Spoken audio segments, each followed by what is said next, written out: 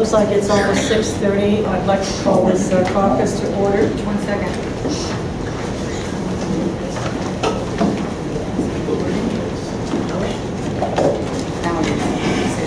Okay. Calling the caucus to order for May 6th, 2015 at 6:30. We have just a little bit of an amendment to our agenda, which will be under communications. Vince will do a little bit of a presentation for the audience, as well as up here he'll be able to answer questions that we may have, and then we'll put it all together for the assembly downstairs. So we'll put it in under communications.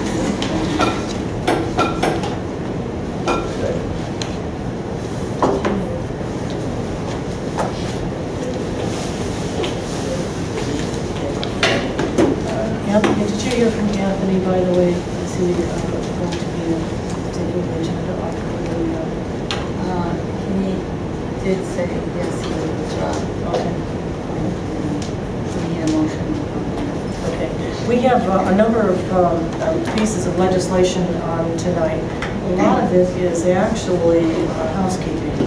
So if you don't mind, what would you rather do first? You have questions for Vince first? Or would you prefer to go through the ordinances? Any objection to one or the other? No? Legislation first. No? Pardon me? Just legislation first. Legislation, do you mind, Ms.? Okay, good.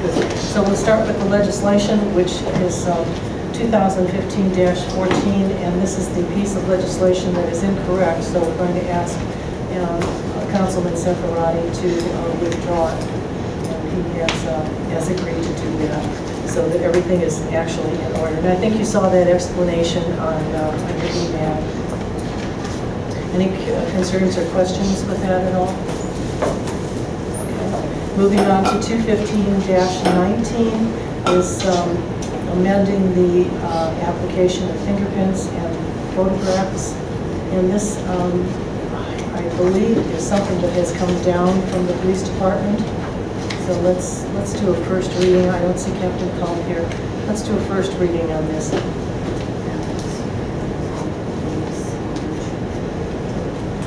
Because they had to have so many security people. Right. Resolution 215-20 is the levy information that we should be sending down to the auditors. And this is the correct one, and it should be a first reading. Unless you'd like to move it forward. You're not going to get the numbers. Well, okay. Let's see if we can do it. Suspend the rules. Suspend the rules on this one. Any questions on this? This is the one that will go down to give us the figures that we need. Yes, time sensitive. I can't hear you. Is it time sensitive? I think this would be yes, because we won't be. We only have 2 more meetings to pass the other one. Right. And that'll bring us up to June. Is that all right with everyone? 215-21 is the actual levy, and this could be a first reading.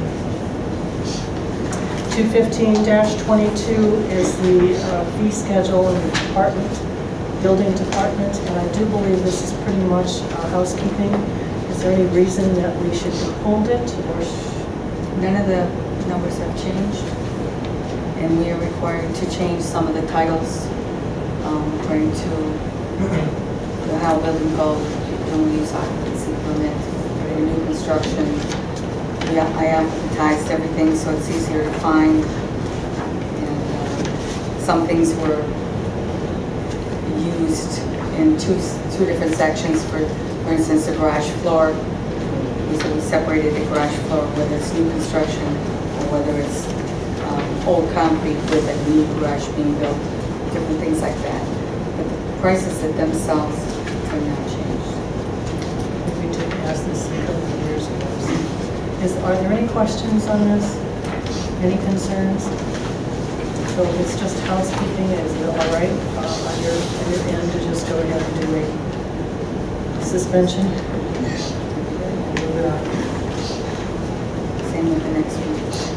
2015-23 is the charges for all of the requests that we get for various charges. Madam Chair. Yes. The main reason for changing this is because in the other one, we had some fees that were from the mayor's office that had really nothing to do with the building department. So we moved them over into this ordinance in addition to things like garage sales. I think garage sales was one of the new ones, the foreclosure fee. Permits? And grass cutting. Right. There was no place in the ordinance book where it said $150. That's why people are so surprised when they get it on their bill. So this is also would be helpful to pass this on suspension if everyone agrees.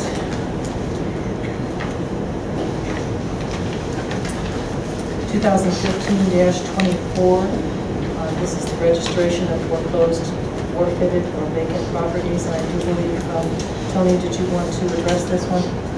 I'm sure we had a Housing and Economic Development Committee meeting a couple of weeks back, and there was much discussion on a lot of different topics. I wanted to have the committee take a look at this ordinance, and I reread it a few times because I thought that maybe changing the definitions of foreclosure or forfeiture might be beneficial, but the more I did some research and looked, I'm satisfied with the way that it's concise and it's also findable if anybody wants to Google search this. The reason why we're adding in the word forfeited is there's a company called Woodscove that is purchasing tax liens from Cuyahoga County, and they purchase every subsequent lien. They try to enter in a payment plan with people. Those that end up defaulting, they foreclose on. When it's brought to this sheriff's sale, most people don't purchase. I mean, there's no outside buyers to purchase these properties, and it's forfeited back with no money exchange to Woods Cove, which then has a holding company called Lakeside REL. This is something that we're missing, and they were challenging, and us not. We tried to enforce the vacant housing registration on this, and just because of the wording in the old ordinance, since it didn't include the word forfeiture, their attorney was challenging this. There were about 70 properties that went through the foreclosure this year. There is probably another, off the top of my head, at least 100 that are on the books with some type of, they're in foreclosure, but they're in some type of level of foreclosure. Either they're trying to give notice or whatever, and that would be some additional revenue coming from the city.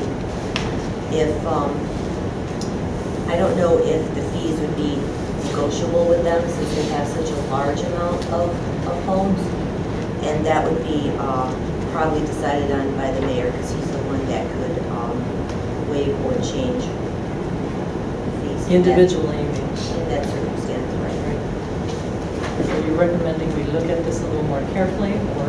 I'm recommending passing only because there is rounds that are coming up soon, and if this waits, we're going to miss out on some revenue. Do we have any questions? Go ahead. Sure. You mentioned that their attorneys had looked at it and they brought up the issue without that word being in it. Mm-hmm. Have our legal department looked at the way that you have it now? Yes. Yeah, because John was in touch with, and it's a long story. The attorney for this entity is the same attorney that defended the previous company. So, I'm just trying to strong arm us. And I just wanted to make sure that the ordinance was very clear that they're also included in this. Any other questions? Okay, let's see if we can pass this evening as well. 2015-25 is the contract for resurfacing a portion of Libby Road in the city of Maple Heights and declaring an emergency. And I did have to confess that I had to go back and look. We passed this in 2013. But it's now ready for, has been bid out, and this also needs to be moved this evening. You all got the email from our engineer, so you're all aware of the circumstances and agreeable? Yes. Okay, let's see if we can move this forward as well. Madam Chair, Yes, go ahead. speaking of road work, has there been any update on ODOT and Libby Road that anyone knows about?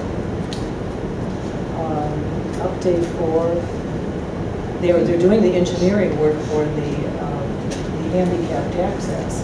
That's been going on with Mr. Brown. But you're talking about resurfacing? Yes. That's not going to happen until 2016. So it's been pushed back? Well, we knew it was going to be pushed back. The ramps come first. That's the first time I heard of it, that it's being pushed back. It was last time that I think the mayor said anything about it, he said he hadn't got a date on it. Well, not a We really specific didn't know. date, but the first thing has to be the ramps. Right? And then after that, no, there's no specific date. Okay, but you're saying it's not going to be this year? Oh, no, we knew that. Who was we? Because I didn't know.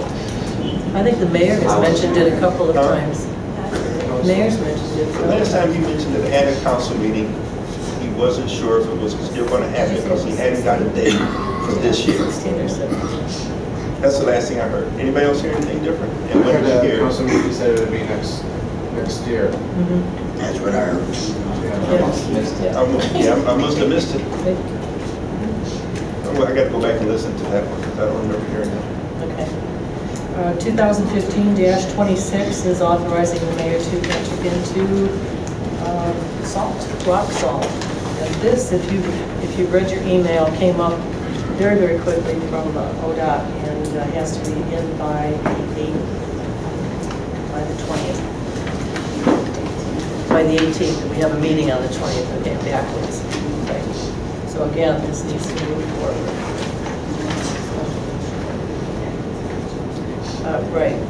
Would anyone be willing to do a special motion to add this as an addendum to the agenda, please? Okay. Councilman Jackson? And we're under the time restraint on this as well. Yes, absolutely. Yes, I just said that. It's due on the 18th, and our meeting is on the 20th. And we just received this last week from ODOT. We have any choice. No, we don't. We actually don't. Would you look at your expenditures over 1,000, please? If you have questions, I believe Irene is here. She can answer them for you.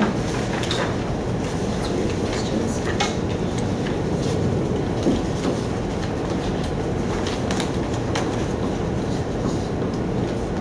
Anything? Madam Chair. Yes. 2015-38, payment to Blair Mellon.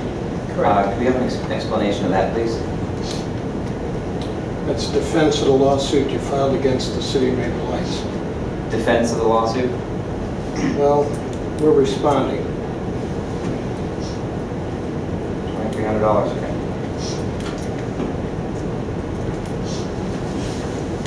It is itemized. Correct. Yep. If you haven't seen the itemization? Of what? Madam Chair, I would suggest that he would get the face cover sheet for that bill. He will not get itemizations at Okay. this point go forward, since we're in an adversarial relationship. Okay. And my question is, when was this authorized to take this legal action that has incurred this cost? It was authorized at a executive session several weeks back. It was authorized at executive session? Yes, it was. Madam Chair, you Was that don't need April 1st? authorization to respond to a lawsuit that's filed against your community. That's provided, and you have an obligation to respond. So Thank you. it wasn't authorized by council? Thank you. Was. It was authorized, okay. And that was the April 1st council meeting then?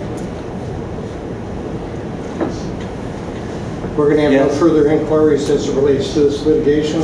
Mr. Brownlee is represented by legal counsel, as are all the respondents, and we will communicate with legal counsel. Thank you.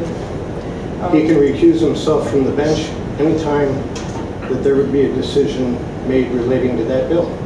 Thank you. Okay, moving on, we would like to invite, can we go back to Captain Kulp? Would you explain the fingerprint piece of legislation to us? Are you familiar with it? I'm sorry, ma'am. The fingerprint legislation that is on our agenda this evening, can you speak to that? Yes, I can. Would you mind? No, I don't. The police department no longer fingerprints people manually.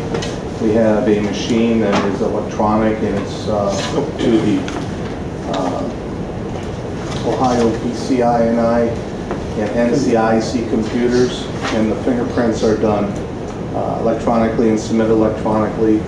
Therefore, the state no longer allows us to fingerprint individuals for occupational purposes, preschools, teachers, things like that. It's done through a system called WebCheck that's run by the state, and there's authorized places that you go to have this done. We cannot do that. Because of that, we have an ordinance that all security guards that apply for applications within the city to work have to be fingerprinted. The ordinance used to say that the police department with fingerprint photograph. We no longer provide that service, and we need that change. So there probably is no reason to suspend or not to suspend the rules for this. Again, it's a little bit of housekeeping. So let's try to do that as well, unless you have objections, counsel. Okay. All right. Going to vote on it. Moving on to Waste Management Representative Vince.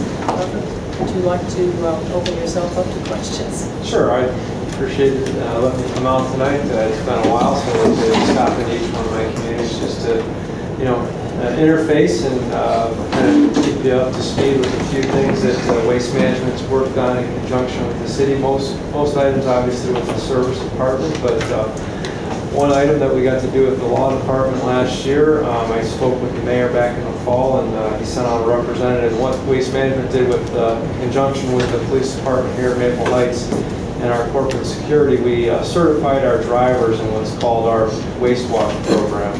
So that's our corporate neighborhood watch program. So our drivers are learning to, witness and respond. They're not to act, but to, know what to look for, and then, who to call, what's appropriate, and just, we're through the community every week. Usually the same driver through the same neighborhood. So if they see something, and it's just a good program, a good ability for us to interface with the police department. And along with that, when requested, we've also assisted in different types of activities that they've asked us to look into in conjunction with their direction through different, trash set-outs at different homes. So it's been a good relationship. Councilman Trzynski came out to see our site last fall, so he took a tour of the facility, and again, we'd open that up to anybody, get to see, how our drivers come in and what's up on the board for them each morning. Got to meet our district manager, Ted Strinkowski, see the shop, and pretty much took them through the whole facility. So it's nice to have somebody come see our place and see what we do, and how the management of the background of the operations happens on a daily basis. So that was good. And really, we have a new route manager that's been on board with us almost a year, probably about 9 months, Scott Boyer. Scott's done a really good job in working with Dennis, Lou, and Tanya Black in the service department. A couple items that I listed down that we've worked on in conjunction.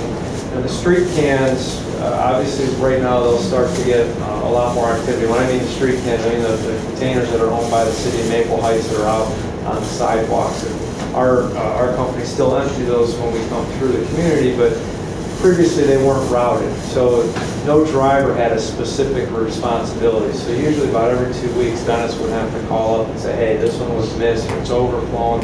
So just a little project we worked on together. They identified every address of every container, we were able to route them. We also got with our guys and said, hey, if the container, the trash can inside the receptacle is broken, Dennis wants to know so we can get it replaced. Or if we see some that aren't being utilized, or other ones that are being abused where, it's really a business is filling it up. So he had us, he moved a few of them around and repositioned them, and it's been going a lot smoother. I haven't had any of those phone calls about us missing those containers. I'm not saying that we won't miss them, but it's been a big improvement. So that was just something that they identified and worked on together. Just recently, we worked on a project at the service department. Waste Management donated a roll-off container, so we're able to haul out the demolition of I think it was like a construction trailer that had to be torn down. So we were able to help partner with that. We identified some illegal dumping that was going on. I'm sorry, I don't know I know the street was Beach. I just don't know if it's Beach Street or Beach Road, but there was some illegal dumping going on there. So Scott and Tanya had worked on that and worked to start citing the owner of that house. Last things, probably one of the bigger things that we did really work well together. Last year, if you remember, had to be late July or August, there was some flooding that happened when a big rainstorm came through. And there were just some really big piles out there. And so Dennis said, hey, we know, you're going to have guys that are just one man on a truck. Let's work on this together. So there were a couple of those really big piles that he sent some people over to help load all that material into our truck. And then we're also able to identify where, hey, this is a street we just weren't able to finish. We're going to come back. And just much better communications going on. And again, I want to commend Dennis and Tanya for really reaching out and working with Scott well, because that's what's made that happen. Is just that group of people working well together. So those are my updates of what Waste Management and the city has been working on together, and then obviously to hear anything from yourselves, any questions or anything like that. I have one to begin with. I think Councilman Adams mentioned to me that there's a way to have very large items picked up by calling ahead of time. Yeah, I mean, if the large item, some of the residents do that. That's called our bulk pickup. So if some residents do call that in, and then it's identified. There's basically the driver will receive the ticket. They'll actually have the address and know where that's going to be. And then we do have a driver on some of those bigger items that runs our what's called our state body truck. It's got the lift gate. We'll send him out to get some of that stuff. I know he comes out to get tires and things like that as well. So we can call you. They actually call our customer service center. Okay. Good. Thank you. Yep. Madam Chair, Go ahead, Councilman Jackson. you'll pick up tires? When we're called out for them, we do come out and pick them up. They cannot go in the trash. I know, but you will pick up car tires? Yes. It's another phone call. Yes. How often do you switch out your drivers routes? Is there a set plan to rotate? Unfortunately, in today's world, it comes down to being a driver is not the most desirable job. It is a very difficult job. It's a very well-paying job, but that's our entry level. So that's where we're going to see the most turnover. So we probably have, on average throughout our fleet, we probably have, let's say 80% of our drivers are 5 years in the residential line of business and older. We have guys that have been doing it for 20 years in that line of business. But anytime that somebody leaves a job because they think they found something easier or better or something, that's just not what they're cut out to do. We have to replace them. So that's the route that we're always replacing. We get into the commercial line of business and the roll-off line of business. Obviously, it's not as physical, and the drivers are there longer. When those jobs open up, that's where senior people move into. Have you ever changed anybody out to increase the complaints? The reason why I'm asking is because over the last 6 months, in my area alone, I'd say the complaints to me have doubled. And I noticed that it's the same driver in the same area all the time. And it's just little things, throwing the cans across the yard into the front yard, you know, not picking up all the trash. Last week, he left trash right in the middle of the road. You know, whether he was doing the scoop back into the thing or not. I mean, it's been a constant. And I was going to call you or email, you know, and bring this up, but since you're here now, I've seen almost double the complaints through the residents. And, So what you know, the progression on that would be is that comes from obviously to us, it would go through the administration, usually through the service department. And the route manager, Scott, he's going to have basically, it's like any business, you have a progressive disciplinary program. So, you know, yeah, can a driver be let go because of poor service? Absolutely. well, I'm not saying let anybody go. I'm saying rotate maybe a different avenue, you know, venue for the person, because he was talked to before about some of the issues, and it's gotten worse. You know, the people that have complained, they've said that, hey, he's throwing my trash cans across the yard, he's slamming them down on the cement after he's done, or plastic. I mean, I'm just trying to find a common ground here for an issue that seems to be increasing over the months. Yeah, I guess, You know, and I don't want to see anybody lose their job, but my recommendation was going to be that maybe you switch out the driver to a different route. what's the, like, maybe if you gave me 3 streets and I can identify where he's routed at, and talk to Scott. Well, it's in District 3. You got Granger Road, East 141st, Beach, Okay. the one that you talked about earlier. You know, I mean, we all have bad days and everything, but, I mean, it's just been increasing, and I would like to see something done. Or not necessarily somebody loses their job, but Yeah, and that would obviously be a really change of nice. route, a different area, whatever. I mean, it just seems that the person's not happy. Okay. I will bring that to his attention. Thank you. Councilman Jackson? Do you have any job openings now? Absolutely. We're always looking. We got a job fair coming up. Are you participating?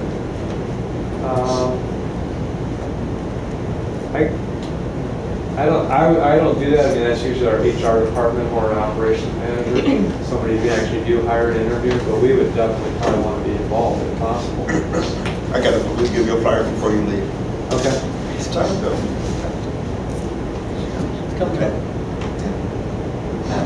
Go ahead. You mentioned the street cans are now routed. Have there been problems in the past or now with abuse of those waste receptacles on, like, I'm assuming you mean the ones on the sidewalk? Yes. Yeah, I think it was just, you know, I think there were a couple that, you know, were identified as, and I don't, you know, I'm going to say, you know, I'm more on the main drags where Dennis said, you know, this one I'm always calling you back for. We went and looked at him with Scott, opened it up, and what's in there is all the material from a store, you know, from a storefront. So they had removed that completely, so that business owner was no longer using it. The other ones were, quite honestly, our guys were missing them because, you know, you drive across, okay, you know, there's no homes right there at the intersection of Broadway and Rockside, so nobody really has that responsibility. Well, who's picking up those cans? Well, now each driver has a responsibility for which cans are on his route. It's right on his computer board, so he knows, I mean, he actually has an address and knows that there's something there for him. We also have business owners who keep an eye on those, because I do get phone calls up on Warrensville Center pretty consistently. There's also a bus stop there. So, Yeah. And there's a restaurant, which is also using Yeah, I think, services. like, maybe another example they gave me is, I think, I want to say it was over McDonald's, they put a couple others, so there's more volume in that. Correct. How much is it for you to dispose of tires? Because what I'm thinking is, would you be opposed to us maybe having like a tire roundup day? Where we could have people deposit tires maybe in a dumpster? I don't know what your fee is to distribute to. The solid waste district should actually be providing you support for a tire roundup, and I believe that the solid waste district, I believe it's twice a year, either you can take them to them. Yeah, or- they're doing it in September, but you have to take them to the Ridge Road dump. Well, I tell you, it's $127 a ton, and a load, trucking cost from here is probably close to $400. I mean, it's usually, it's very expensive to get rid of tires. And so that's why that's one of the things that all communities pay for is solid waste district. And that's why they have the household hazardous cleanup and roundups and these things to provide that support, because, you know, essentially the disposal prices, all the fees, the generation fees charged by the county, they go to support the solid waste district, which then gives you those programs back. So I just learned about that tire roundup that they do. And I believe it is that you just, you take the tires to them twice a year. That's a pretty big, pretty nice program that they're providing for the communities. Any other questions for Vince? I have one more on electronics. Okay, they do the same. The solid waste district will do that if you guys wanted to have a program. Computer roundup or TV roundup? Additionally, the rules and regulations for residential are different than commercial and industrial set by the Ohio EPA. If you put a television out at the curb, and there were 2 of them today that I saw, we're going to take them. They're not illegal to go in the trash. It is for a business, it is for an institution, that material cannot go in the trash. That giant TV right there, we could take it, we just need 2 people, it's just too big for one guy. But a lot of communities like to do the roundups because, quite honestly, they are the better thing to do for the environment as opposed to all those nickel and cadmium stuff being in the landfill. Any other questions for Vince? Just one. Go ahead, Councilman. Those precast receptacles, the round ones, are those yours? The ones that's planted around the city? Nope. We don't have any. And now, I can't say that there's something out here that isn't ours that's found its way here. You know, we have our cards are green, and they'll say waste management on them. And sometimes in communities, somebody moves from another community, and they take our cards, and we have those stolen, but we don't put any into Maple Heights ourselves. And Vince will also do a couple of comments and communications for the residents downstairs as well. Are there any other comments or announcements that you would like to share right now? Nothing? Okay. You all, here's one that I think Kathy put in your box about the watershed, which is in the middle of the afternoon for those of you that work, but it sounded like an interesting tour. This is comes from the people who we have taken over that parcel of land in Maple Heights, which butts up against the Bedford Reservation. So it ought to be an interesting. Libby Road property? No, it's actually it starts in Bedford, Walton Hills. You didn't get that? It's Mill Creek. Remember when we used to do that? We used to go down Mill Creek. This is a part of it. So if you don't have anything else to do on May 14th, get your waiters and come. Okay, that's it as far as we're concerned. And I'll see you downstairs shortly.